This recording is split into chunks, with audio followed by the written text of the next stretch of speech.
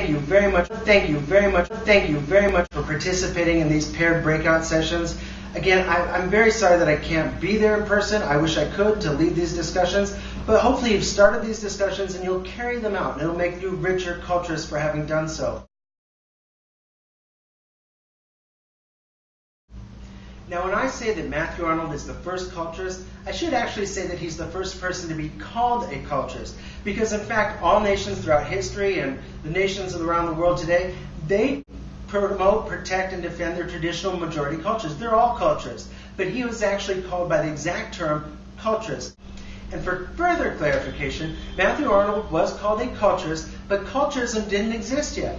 Why? Because there were no multiculturalists. He didn't need to convince anybody that Britain had a traditional core culture to protect and promote, or that it was part of Western civilization. This was just obvious. But as a culturist, he did practice what's a recognizable form of culturism. Now, Matthew Arnold was reacting to the spiritual and social problems brought on by the Industrial Revolution. He said that the Industrial Revolution was making everybody materialist, money-hungry, and really downgrading the value of Britain. He used to joke, if Britain ran out of coal, would they have nothing to be proud of? Of course they would. So he wanted to use the history, and particularly the arts of Britain, to elevate the people, to make them aware of their cultural history and have something to be proud of.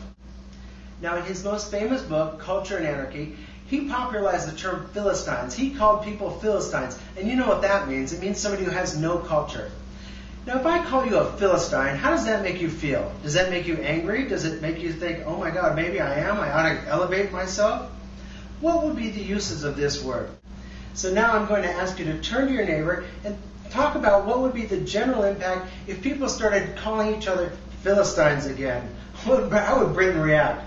So you have 2 minutes to discuss this. Please turn to your neighbor and begin discussing it now. Please do tell your neighbor what would happen culturally if we started calling those who don't know British culture Philistines.